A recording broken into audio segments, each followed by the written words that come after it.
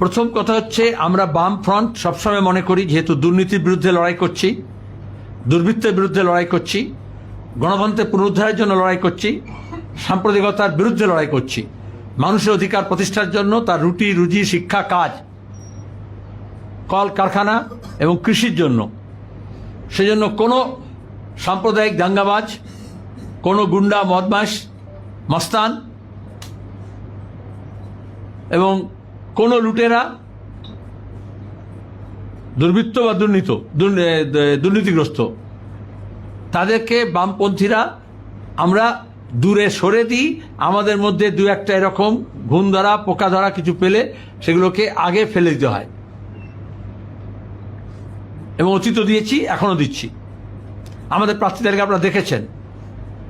তো তার মধ্যে এবার সিপিআইএম এর লিবারেশন এবং আইএসএফ, যারা বামফ্রন্টে শরিক নয় কিন্তু বামফ্রন্টের সহযোগী হিসেবে লড়বে বলে সিদ্ধান্ত নিয়েছে বিজেপি এবং তৃণমূলকে পরাস্ত করতে।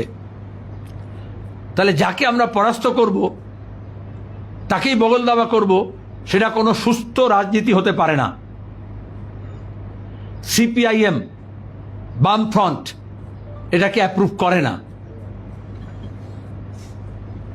কারণ গত 15 বছর ধরে যারা ঘর জ্বালিয়েছে, যারা অফিস জ্বালিয়েছে, যারা মানুষ খুন করেছে, এমনকি পঞ্চায়েত নির্বাচনের সময়ও আইএসএফ কর্মীকে খুন করেছে।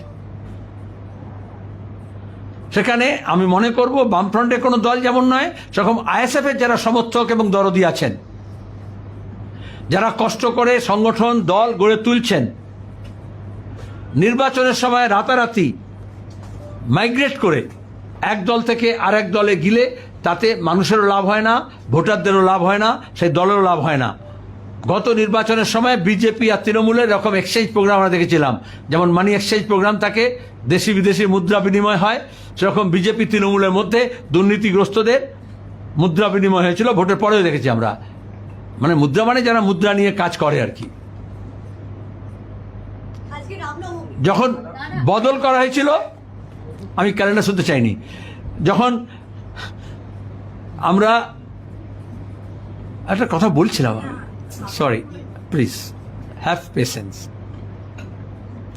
তাহলে যারা এপাশ ওপাশ করে, এপাং ওপাং ঝাপাং করে, বামপন্থীরা সেটাকে এন্ডোর্স করে না, লিখে নিন।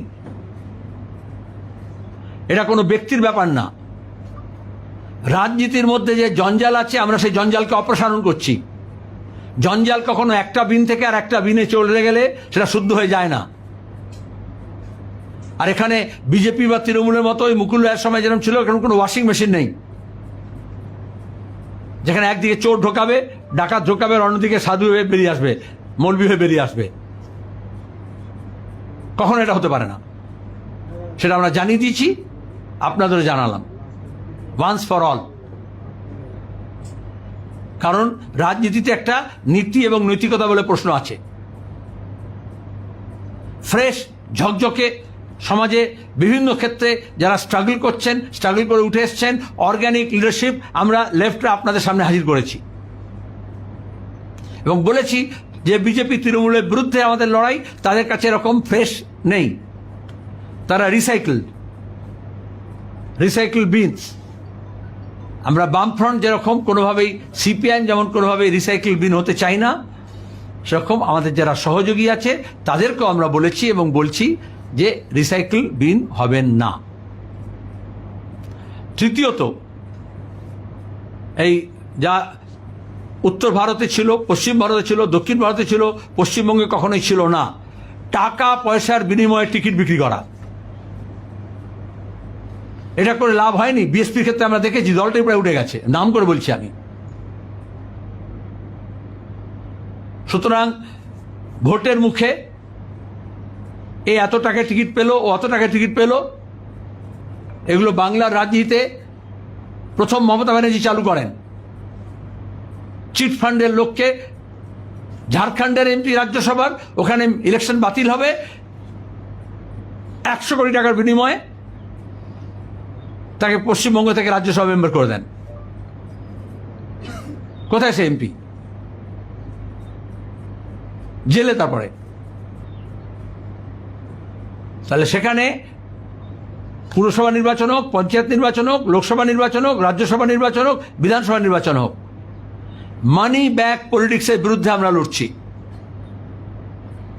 সেখানে মানুষের অধিকার সামনে, তাকে টপকে মানি ব্যাক যাতে না যায় সেজন্য আমরা সবার কাছে আবেদন করছি।